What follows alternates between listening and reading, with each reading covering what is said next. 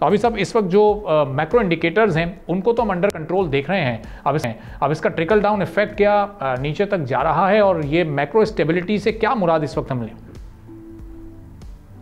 देखिए, macro stability से मुराद सबसे बड़ी जो है वो तो आपके डॉलर्स के रिजर्व्स हैं कि डॉलर्स कितने हैं पाकिस्तान में और रुपया जो है वो कितना मुस्तहकम है। अभी आपने जो SECP के जो अदाद-ओ-शुमार बताए, अगर उनमें कोई एक प्रोमिनेंट फैक्टर जिसकी हम बात करें तो वो पाकिस्तान की करेंसी का स्टेबल रहना है पिछले 1.5 साल से। वरना उससे पहले हम वो दौर भी देख चुके हैं कि रोज़ाना जब सुबह सो के उठते थे तो रुपया जो है वो 8-10 रुपये डॉलर के मुकाबले में उसकी कदर जो है उसमें कमी आ चुकी होती थी। और ये वो वक्त था जिसपे अनसर्टेनिटी पूरे अरूज पे थी। जाहिर है कि जब आपको अपने एक्सचेंज रेट ही का नहीं पता होगा तो आपके ऑर्डर्स इंपोर्ट्स के हों या एक्सपोर्ट्स के हों या रॉ मटेरियल के लिए हों, उसके बारे में किसी को कोई जो है वो सर्टेनिटी नहीं थी और कारोबार तकरीबन उस वक्त रुक चुके थे।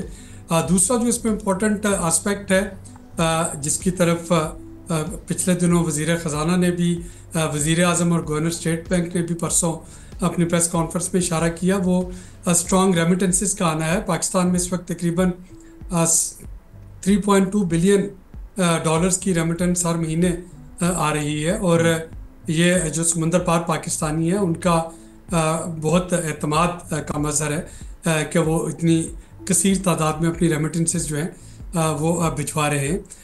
पाकिस्तान ने अपना IMF का प्रोग्राम जो था पहले केयर टेकर सेटअप के दौरान स्टैंड बाई एग्रीमेंट को कंप्लीट किया। अब भी जो मौजूदा हुकूमत है वो अपनी पॉलिटिकल कैपिटल की कॉस्ट पे IMF के प्रोग्राम को अमल करने में पूरी तरह से वो कोशिश कर रही है।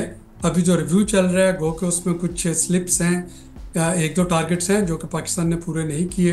फॉर एग्जांपल जो टैक्स रेवेन्यू कलेक्शन है वो टारगेट पूरा नहीं हुआ, प्राइवेटाइजेशन जो थी वो उस तरीके से नहीं हुई और इसी तरीके से चंद और क्वालिटेटिव टारगेट्स जो हैं वो भी हैं, लेकिन उसका इम्पैक्ट जो है वो आपको अगले बजट में आता हुआ नज़र आएगा। अगला बजट जो होगा वो इस रिव्यू के जो नताइज होंगे उनकी रोशनी में मुरतब किया जा रहा होगा।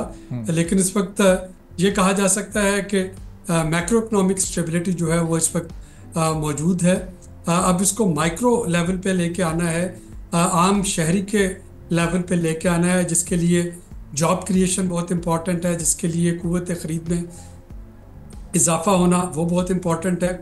और ये दोनों चीज़ें ऐसी हैं जिसके लिए आपको किसी IMF प्रोग्राम की ज़रूरत नहीं, उसके लिए डिस्ट्रीब्यूटिव पॉलिसीज़ चाहिए होती हैं। और अब हुकूमत को गोइंग फॉरवर्ड यही करना होगा कि पहला साल तो मैक्रो इकोनॉमिक स्टेबिलिटी के हसूल पे लगा दी, अगले सालों में वो इसको बिल्ड करें कि इसके समरात जो हैं वो आवाम तक पहुँचाए जा सके ताकि इसके असरात माइक्रो लेवल पे आ सके। सही। अब अभी मैं चाहूँगा कि 2 नुक्तों पर आप ज़रा थोड़ी मज़ीद रोशनी डालिएगा। जो एक्सचेंज रेट है ये स्टेबल हो गया, लेकिन ये इतने हायर बेस प्राइस पर स्टेबल हुआ है 275 से 280 के दरमियान जो ये अभी मौजूद है।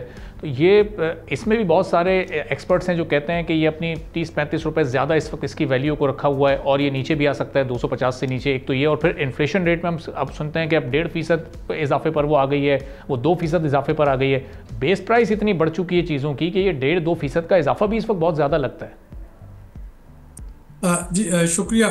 इन्फ्लेशन जैसा कि आपने बिल्कुल दुरुस्त फरमाया कि इसका मतलब ये नहीं कि कीमतें बिल्कुल नहीं बढ़ रही।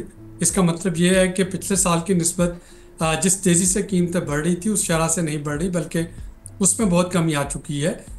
ये जो बेस लाइन इम्पैक्ट था ये अगले 1-2 माह में ख़त्म हो जाएगा। मई 2024 में आपकी इन्फ्लेशन जो थी वो पीक पे पहुंची थी और ये मई में ये वाला बेस लाइन इफेक्ट जो है ये ख़त्म हो रहा होगा और इन्फ्लेशन में आपको थोड़ा सा इजाफा होता हुआ नज़र आएगा।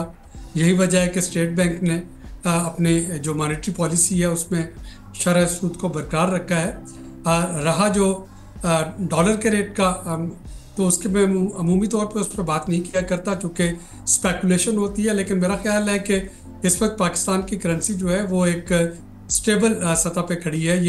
यही रेट इसका होना चाहिए था। मैं नहीं देख रहा इसको 250 पे आते हुए। मेरा ख्याल है कि इसी तरह से ये रेंज बाउंड जो है वो रहने की तवक्को में करनी चाहिए। सब्सक्राइब करें और बेल दबाएं ताकि कोई खबर रह न जाए।